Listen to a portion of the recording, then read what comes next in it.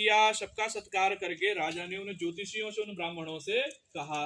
राजा कहते हैं, सुपति राजा कहते हैं, हे भविष्यदर्शी विद्वान विप्रो, हे ब्राह्मणों, आप सब गणना करके, अपने ज्योतिष की गणना करके बताने की कृपा करें कि क्या मेरे भाग्य में संतान है या नहीं है, क्या मेरे भाग्य में कोई संतान है या नहीं। तो तत्काल जब राजा ने प्रश्न किया तो उसी समय जो है सारे ज्योतिषियों ने, ब्राह्मणों ने वेदों की गणना करनी शुरू कर दी। कह रहे हैं ज्योतिष की गणना शुरू कर दी। प्रश्न का उत्तर देने के लिए विद्वान ब्राह्मणों ने अपनी अपनी ज्योतिष गणना प्रारंभ करी। कुछ समय सब, जब सबने गणना पूर्ण कर ली, गणना जब हो गई सबकी, वेदों की गणना हो गई, ज्योतिष की गणना जब सबने कर ली, तब कह रहे हैं गंभीर हो गए सारे के सारे ब्राह्मण।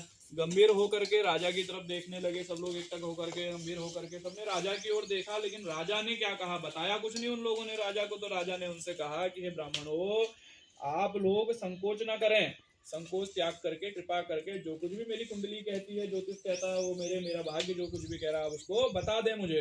तो ज्योतिष कहते हैं कि हे राजा, आपके प्रश्न का उत्तर अधिक प्रसन्नता बढ़ाने वाला नहीं है।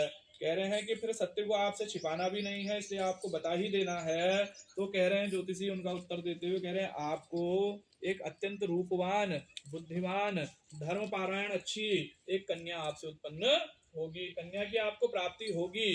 कह रहे हैं लेकिन वो कन्या भी अपने विवाह के 1 वर्ष के बाद विधवा हो जाएगी। यही विधि का विधान है। ज्योतिषियों की भविष्यवाणी सुनी राजा ने, राजा को बड़ा दुख हुआ और वे कन्या और अपने राज्य के भविष्य की चिंता में अत्यंत दुखी हो गए। कालांतर हुआ, समय बीता, कह रहे हैं